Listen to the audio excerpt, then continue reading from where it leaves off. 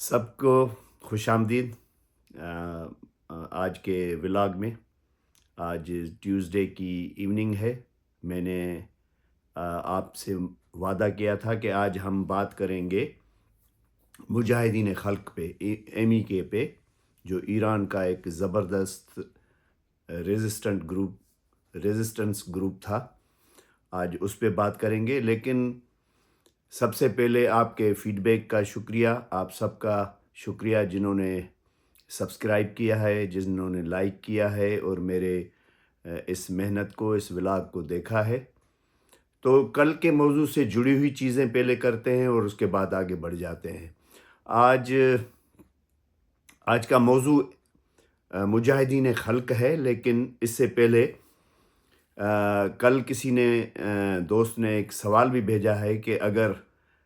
China اور Russia کے ships کو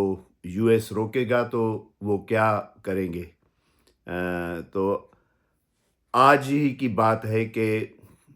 اس بلاکیڈ کے دوران تقریباً 7 شپس جو ہیں، جس میں 4 ایران کے اور 3 چائنا کے، یہ نکلے ہیں اس بلاکیڈ سے۔ کسی نے ان کو جرأت نہیں کی روکنے کی، اور وہ اپنی اپنی منزلوں کی طرف رواں دواں تھے۔ اور ان میں سے 2 شپس ایسے تھے چائنا کے جن پہ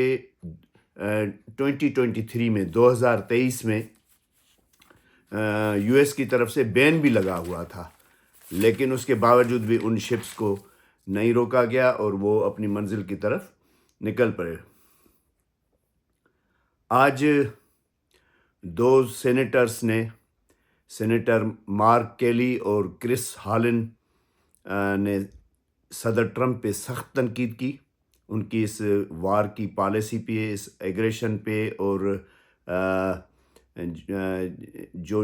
جنگ وہ ہار رہے ہیں اس پہ ڈٹے رہنے کے لیے انہوں نے یہی کہا کہ اس جنگ کو جلد سے جلد ختم کیا جائے، کیونکہ یہ US کے لیے بھی بہت ایک قسم کی عام لوگوں کی زندگیوں پہ ان کا بہت برا اثر پڑ رہا ہے۔ کل میں نے آپ کو کہا تھا، آج وہ بات سچ ہو گئی، کہ اگر ایران نے ادھر سے انصار اللہ حوتیز کے ذریعے ریڈ سی میں اگر بلاکیڈ شروع کیا، اس بلاکیڈ کے باہر بلاکیڈ کیا، ریڈ سی کو بند کیا، تو پھر سعودی عربیہ ٹریڈ کیسے کرے گا، اس کے شپس کیسے نکلیں گے۔ آج ہی کے دن میں سعودی عربیہ نے ٹرمپ حکومت کو یہ اپیل بھی کی ہے اور اپنی کنسرنس بھی شو کیے ہیں کہ آپ اس کو بلاکیڈ کو ختم کریں اور بات چیت کا سلسلہ شروع کریں، کیونکہ اگر ادھر سے حوتیز نے ہمیں بند کیا تو ہمارے لیے مشکلات پیدا ہو جائیں گی اور ٹریڈ زیرو بن جائے گا۔ تو یہ میری بات بھی کل والی جو ہے صحیح نکلی، اور آج سعودیہ نے اس قسم کا رابطہ بھی کیا US گورنمنٹ سے۔ جو USS جارج H بش آ رہا تھا شپ کیریئر، وہ اب افریقہ کے طرف سے بڑا ٹرن کاٹ کے آ رہا ہے اس فیلڈ میں، کیونکہ ان کو پتہ ہے کہ اگر ریڈ سی کی طرف سے ادھر سے آئیں گے سیدھے راستے سے تو شاید ہٹ ہو جائیں،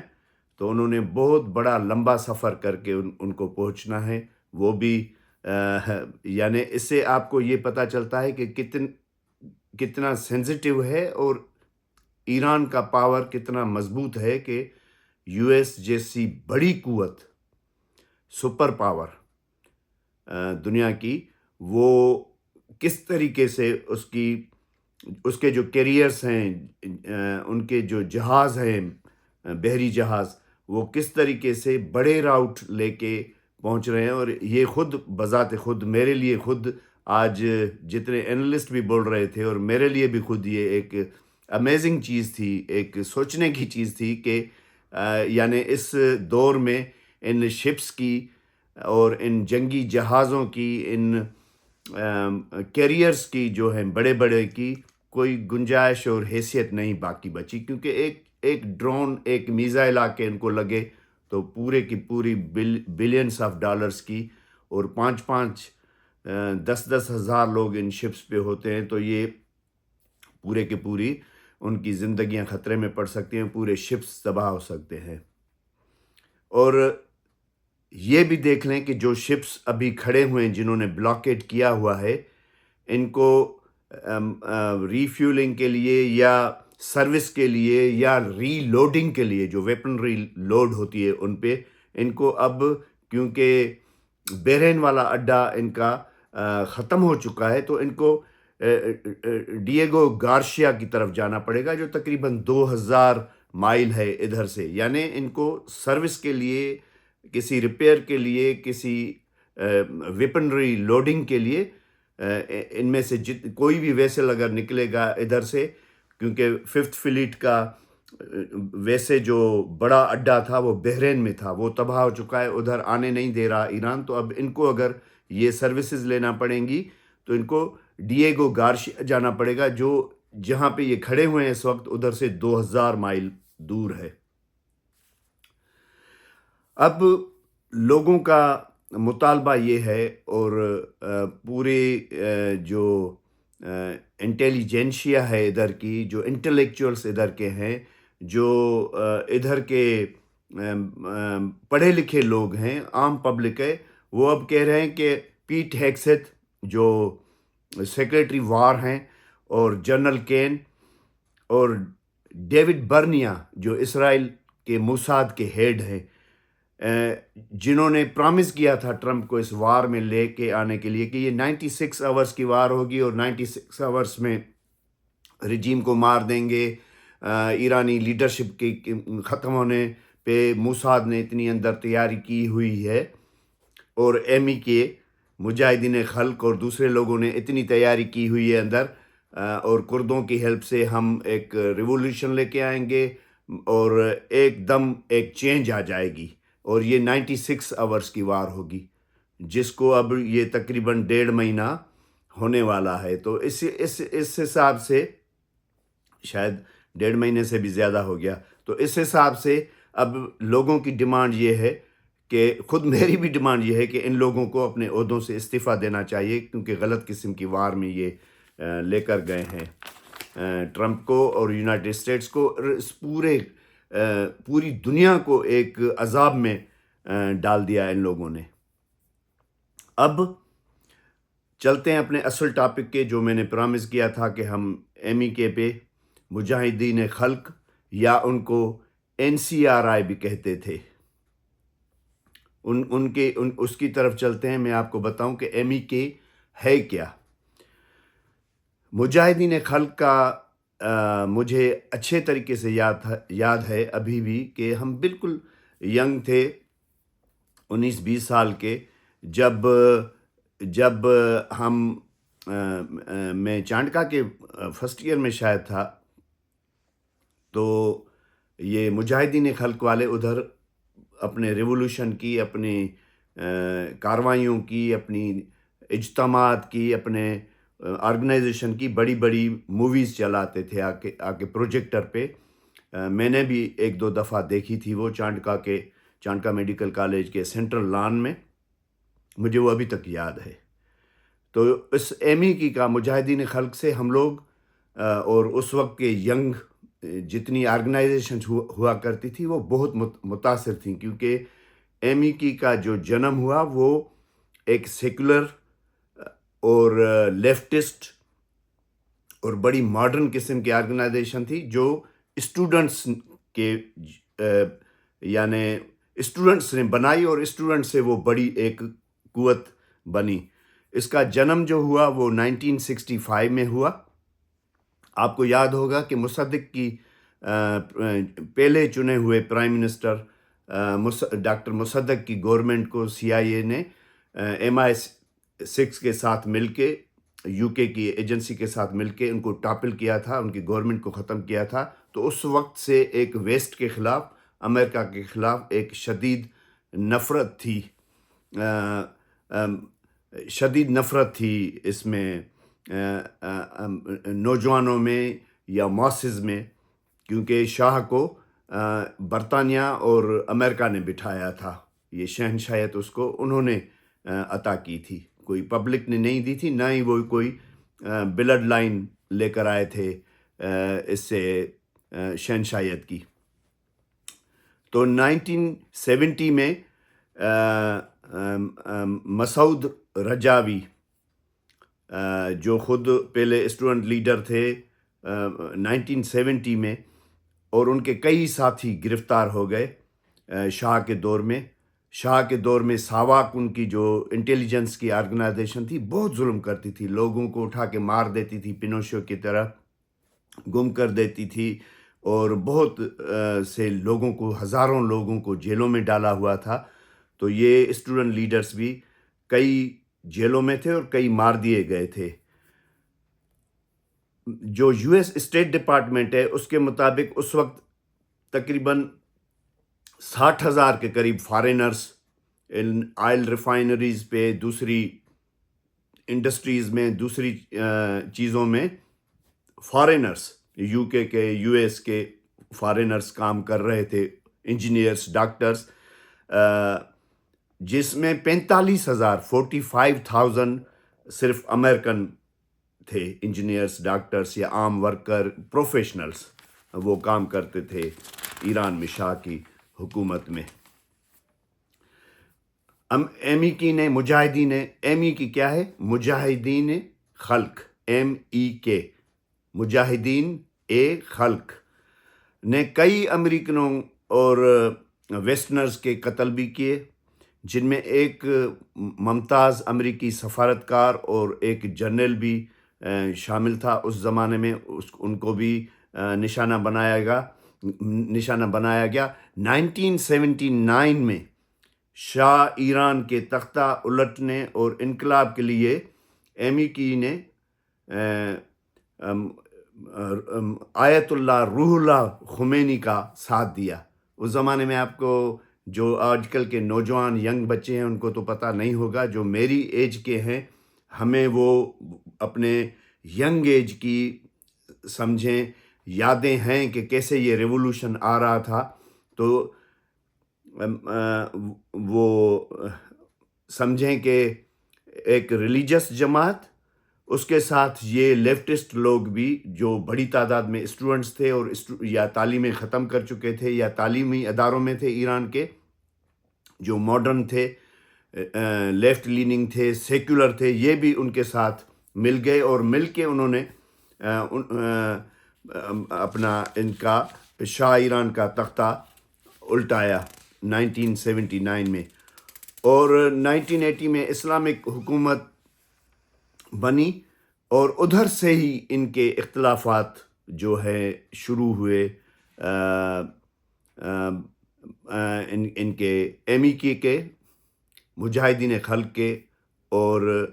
جو اسلامی جمہوریہ ایران کی جو حکومت تھی، یا جو سمجھیں ریلیجس جو گروپ تھا، ان کے ساتھ ان کے اختلافات ادھر سے شروع ہوئے، اور پھر انہوں نے حکومت کے اداروں پہ بامنگز، حملے، اور کئی افسران کو قتل کرنا شروع کیا اور کر رہے تھے۔ ایک قسم کی وہ مومنٹ سے ایک گوریلا مومنٹ میں، وہ گوریلا مومنٹ تو پہلے سے بھی تھی تھوڑی بہت، لیکن وہ شدت سے اس طرف چلے گئے، انہوں نے ہتھیار اٹھا لیے، وہ تشدد کی طرف، وائلنس کی طرف چلے گئے۔ 1980 سے لے کے کیونکہ رجاوی کو جو اس کا بعد میں لیڈر بن گیا، مسعود رجاوی، MEK کا جو لیڈر بن گیا، ان کو آیت اللہ روح اللہ خمینی نے، جو پہلے خمینی تھے، یعنی یہ تو تیسرے ہوئے ہیں اب، جو سب سے پہلے ریولوشن کے ساتھ آئے تھے، آیت اللہ روح اللہ خمینی جو تھے، خمینی ناٹ خامنائی، خمینی جو تھے، انہوں نے ان کو اپنا مسعود رجاوی کو الیکشن میں، صدارت کی الیکشن میں حصہ لینے سے روک دیا تھا۔ تو ادھر سے اختلاف شدید ہو گئے، اور 1980 سے لے کے 2003 تک انہوں نے جا کے پہلے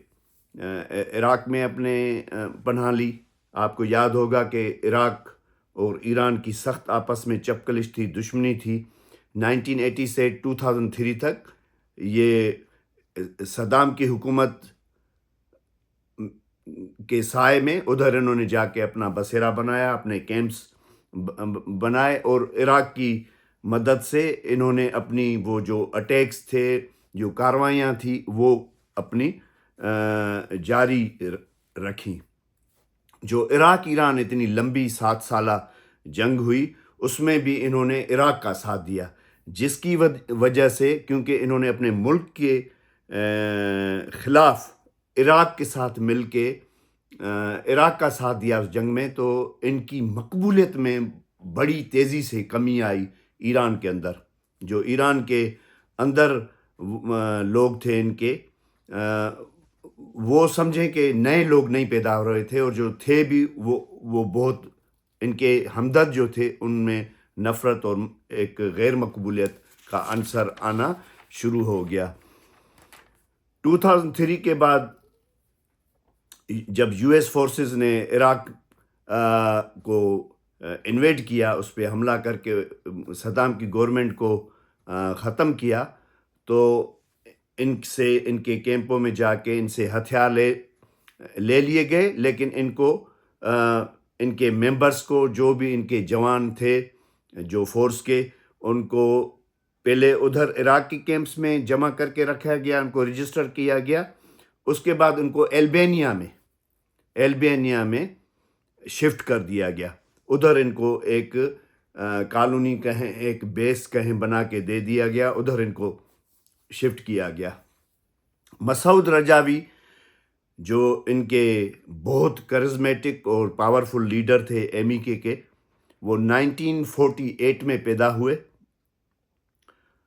اور 1979 میں اس کے لیڈر بنے، اس مومنٹم کے، اس تحریک کے، اس انقلابی گروپ کے. اور صدارت کی پابندی کی وجہ سے خمینی کے ساتھ اختلاف کر کے ان کو وہ ملک سے 81 میں جو ہے وہ فرانس چلے گئے، اور ادھر جا کے انہوں نے پناہ لے لی. 1986 میں وہ فرانس سے واپس اپنے عراقی بیس پہ واپس آئے، اور 2003 تک وہ عراق میں ہی رہے، اور نیشنل لبریشن آرمی جو انہوں نے بنائی تھی اس کو لیڈ کیا. انہوں نے وہ اٹیک کرتے تھے ایرانی انٹرسٹ پہ، جو کرنٹ گورنمنٹ ہے اس کے عہدیداروں پہ، ان کے آفیشلز پہ بام بلاسٹنگ کرتے تھے. تو نیشنل لبریشن آرمی جو انہوں نے بنائی ہوئی تھی مسعود رجاوی نے، اس کو 2003 تک انہوں نے عراق سے بیٹھ کے لیڈ کیا. 13 مارچ کہتے ہیں، ایک ایمبیگوٹی ہے، یہ ایک موما ہے، ایک تجسس ہے سب کے لیے، کہ 13 مارچ 2003 کو وہ پراسرار طور پہ گم ہو گئے. ان کی گمشدگی پہلے تو چھپائی گئی، بعد میں وہ نکل آئی، اور ان کی بیوی جو ہیں مریم رجاوی نے ان کی جگہ لے لی اور وہ لیڈر بنی. ادھر میں آپ کو ایک چیز یہ میں نے نوٹ کی تھی، یہ بتانا ضروری سمجھتا ہوں کہ جو CIA کے ایک بہت بڑے افسر پاکستان میں بھی رہ چکے ہیں، کیونکہ وہ افغانستان کو دیکھتے تھے، اس عراق وار میں تو وہ بالکل بہت بڑے ان کی پوزیشن تھی، اور اس عراق وار میں وہ بڑے اہم رکن تھے. جان کیریاکو، انہوں نے بقول ان کے کہ ان کی بیوی نے ہی ان کو قتل کر کے کہیں دفن کر دیا، یعنی مریم رجاوی نے ہی اپنے شوہر کو قتل کر کے جو ہے اس کو کہیں دفنا دیا، اور یہ ایک موما بن گیا. اس کے لیے ان کا یہ خیال ہے کہ وہ اس کی اسرائیل کی یا موسٹلی ان کا خیال یہ ہے کہ وہ اسرائیل کی موساد سے ملی ہوئی تھیں، اور اب ٹائم آ گیا تھا کہ ان کو لیڈ رول لینا تھا، اور ان کو جب یہ لیڈر بنی تو ان کو پیسہ بھی بہت پیسہ ملا اسرائیل کی طرف سے. آگے بتاتا ہوں کہ امریکہ کی طرف سے بھی ملا، لیکن اسرائیل کی طرف سے ان کو بہت پیسہ ملا. اور آگے چل کے جو ہے 2009 میں یورپ اور 2012 تک 9 سے 12 تک یورپ اور امریکہ نے ان کی جو آرگنائزیشن تھی جس پہ ٹیررزم کا بین لگا ہوا تھا، اس سے وہ پابندیاں ہٹائیں. اسٹیٹ ڈپارٹمنٹ نے ان کے ساتھ میٹنگز کی، ان کو بہت سہولتیں دیں، جس کی وجہ سے یو کے، یو ایس اے، پورے یورپ میں ان کی بہت ساری ہلچل، اور لابیسٹ انہوں نے ہائر کیے، بڑی بڑی کانفرنسز کرتے تھے، ہر جگہ یہ پہنچ جاتے تھے. اور اس قدر کہ وائس پریزیڈنٹ پینس نے البانیہ میں ان کے جو ہیڈ کوارٹر تھا، جن کا نام تھا اشرف 3، اپنی بیگم کے ہمراہ مریم سے ادھر ملاقات بھی کی. تو اس کے بعد سے یہ اسٹیٹ ڈپارٹمنٹ کے ساتھ، CIA کے ساتھ، موساد کے ساتھ مل کے کام کرتے ہیں. تو جب ان پہ پابندیاں ہٹیں اور ان کو کھلی چھوٹ دی گئی، تو انہوں نے US، UK، فرانس اور دوسرے یورپین کنٹریز میں بڑے بڑے لابسٹ اور ہائر کیے، جس میں ادھر تو انہوں نے ہاورڈین اور روڈی جولیانی کو ہائر کیا تھا USA میں. اور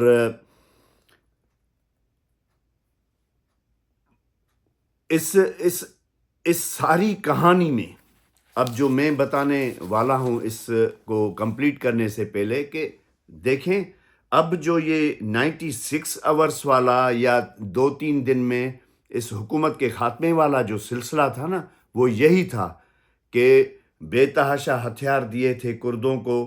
CIA نے، جو ٹرمپ نے خود، کیونکہ بڑبولا ہے، بکواس کرتا ہے، نکل جاتی اس کے منہ سے باتیں. تو یہ تو پریس میں ٹرمپ نے کہہ دیا کہ ہم نے ہزاروں کی تعداد میں ان کو اچھے ویپنز دیے، لیکن کرد ویپنز لے کے بیٹھ گئے، انہوں نے کام نہیں کیا. لیکن جب وہ پہلی بار ہوئی تھی لاسٹ ایئر، جب اٹیک ہوا تھا اس پہ، تو آپ نے دیکھا ہوگا کہ ادھر پولیس والوں پہ، پولیس اسٹیشنز پہ، سرکاری املاک پہ لوگ ویپنز کے ساتھ اٹیک کر رہے تھے. یعنی وہ لوگ تھے جن کو اسرائیل نے ہتھیار بند کیا تھا، یعنی وہ لوگ تھے جو مجاہدین خلق کے ساتھ کے ٹرینڈ لوگ تھے. تھوڑے بہت کرد تھے، تھوڑے بہت دوسرے لوگ تھے، اور یہ مجاہدین خلق نے ہی یہ باور کروایا تھا اس کو، امریکی اسٹیٹ ڈپارٹمنٹ کو بھی، CIA کو بھی اور موساد کو بھی، کہ ہم ان کو اوور تھرو کر دیں گے، آپ ہماری سپورٹ کریں، اور یہ ایزی ہوگا. جو نہ ہو سکا. کیوں کہ کردوں کو 3 دفعہ CIA نے اور موساد نے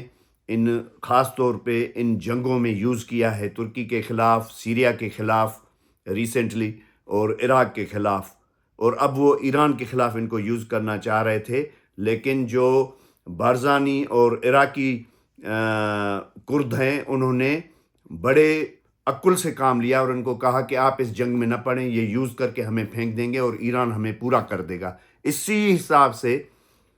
ان کی بھی تیاری تھی.